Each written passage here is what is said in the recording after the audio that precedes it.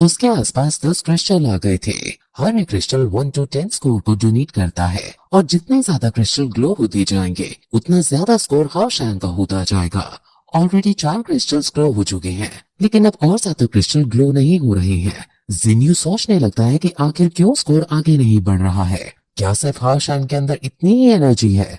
अब फिर हम हाओशैन को देखते हैं जो किसी अलग ही दुनिया में खुद को पाता है और उसके सामने एक डार्क स्वॉर्ड रखी है और वो उसके पास जाने लगता है।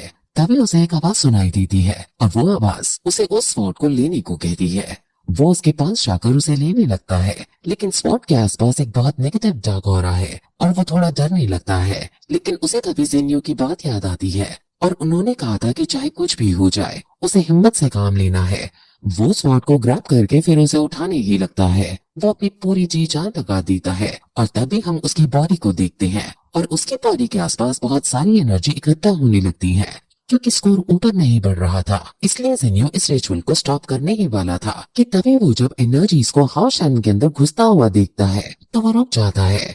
ये एनर्जी सभी लिविंग बॉडीज के अंदर से आ रही थी, जैसे उसके दो जियांग से, एक रैबिट से, फ्ला से और गांव के कई लोगों से ये एनर्जी निकलकर हाओशैन के शरीर में घुस रही थी।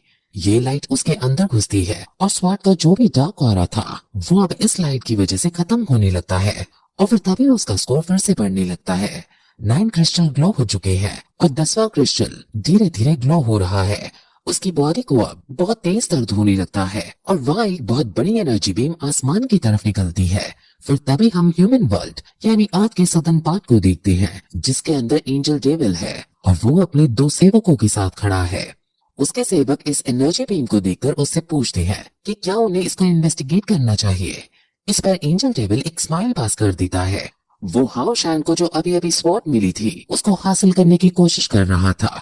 उसके सामने वो डार्क ऑरा एक शक्ल के रूप में आ जाता है जो उसकी तारीफ करते हुए कहता है कि तुम डार्क से डरे नहीं, मेरा आशीर्वाद तुम्हारे साथ है और तुम्हें अब ह्यूमंस की लाइफ में एक नया अध्याय यानी एक नया चैप्टर शुरू करना होगा। उसकी बॉडी को बहुत जोर से पेन होने लगता है और 10वां क्रिस्टल बहुत तेजी से फिल होने लगता है। वही डार्क ऑरा हाओशैन से कहता है कि मेरा आशीर्वाद तो तुम्हें मिलेगा ही, लेकिन हर एक आशीर्वाद के साथ श्राप होता है। तुम्हें अब बहुत लंबा कष्ट यानी दुख झेलना होगा और तुम्हारे रास्ते में अनगिनत बाधाएं आएंगी, लेकिन तुम्हें डार्क पर विजय हासिल करते हुए नाइट स्पिरिट को इनहेरिट करना होगा और तुम्हें इसमें अपनी लाइफ का सैक्रिफाइस भी करना पड़ सकता है। क्या तुम इसके लिए तैयार हो? हाँ, मैं तैयार हूँ। हाओशैन अपनी मुंडी हिलाकर उसे ये संकेत देता है। अब ऐसा कहते ही उसे बहुत ऊपर फेंक दिया जाता है और उसे और ज्यादा दर्द होने लगता है।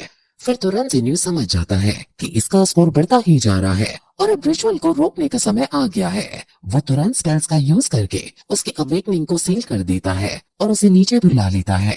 अब वो उसे माउंटेन में ही बने हुए हॉट स्प्रिंग में ले जाता है और वहाँ वो दोनों नहाने लगते हैं। जेनियो अपने मन में अब इसके बारे में सोचता है और यहाँ से हमें पता चलता है कि जो भी 90 से ज्यादा स्कोर हासिल करता है उसे सन ऑफ लाइट कहा जाता है। हाओशैन को 97 पॉइंट्स मिले हैं। अब हाओशैन अपना स्कोर पूछता है, लेकिन वो उसे उसका स्कोर नहीं बताता और बात को घुमाकर कह देता है कि इससे कोई फर्क नहीं पड़ता कि तुम्हारा क्या स्कोर है, मैं तुम्हें ट्रेनिंग दूंगा। जेनियो अब इतना तो समझ ही चुका था कि हाओशैन एक जीनियस है और नाइट्स की हिस्ट्री में कभी भी कोई चाइल्ड ऑफ लाइट पैदा नहीं हुआ है। अब वहाँ एक कीड़ा आता है और जेनियो हाओशैन को इस कीड़े के बारे में बताता है और कहता है कि ये कीड़ा क्रिकेट है और ये केकड़े की तरह है।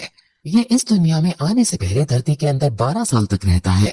ह्यूमंस भी अब इस केकड़े की तरह हो गए हैं और अभी इस केकड़े की तरह ही ह्यूमन लाइफ डार्कनेस में रह रही है क्योंकि डेमंस का हमारे ऊपर कब्जा है। लेकिन अब ह्यूमंस को बाहर आना होगा और डेविल्स को खत्म करना होगा। वो फिर उसे डेमन लॉर्ड के बारे में बताते हुए कहता है कि ये डेमन लॉर्ड मेरी जान का दुश्मन है। अगर हम इसे हरा देंगे तो सारे डेमंस अपने आप खत्म हो जाएंगे।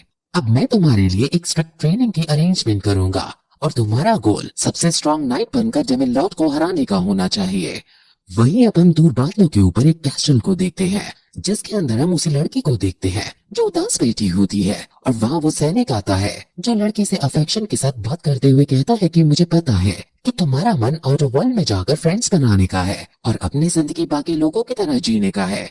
वो लड़की हाओशैन के बारे में ही सोच रही होती है।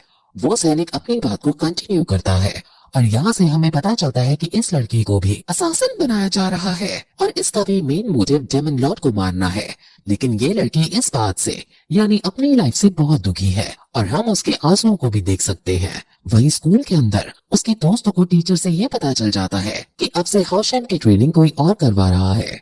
वहीं अब जेनियो उसकी ट्रेनिंग कंटिन्यू करता है और बताता है कि सुबह सुबह तुम्हारी ट्रेनिंग इस जगह हुआ करेगी। वो एक पत्थर को हटाता है और हाउशैन को उस गड्ढे के अंदर भेज देता है। वो एक अंडरग्राउंड जगह है और वहाँ अंधेरा ही अंधेरा है। वहाँ कई सारे बैट्स हैं और हाउशैन को उन बैट्स की आवाज को एनालाइज करके उन्हें नॉकआउट करना है। वो एक भी बैट को नॉकआउट नहीं कर पाता और उनसे पिटता रहता है। दोपहर में उसे अपने गांव को हील करने के लिए हॉट स्प्रिंग में नहाना है और नहाते नहाते उसे डेमन बीस्ट की थ्योरी के बारे में पढ़ना है यानी बुक्स पढ़नी है। शाम में उसे फिजिकल ट्रेनिंग करनी है और उसे अपनी बॉडी को स्ट्रांग बनाना है। वो फिर अलग अलग तरह की ट्रेनिंग करता है और जैसे जैसे दिन बीतते जाते हैं वो स्ट्रांग होता जाता है और वो बैट्स को भी नॉकआउट करने में सक्षम हो पाता है।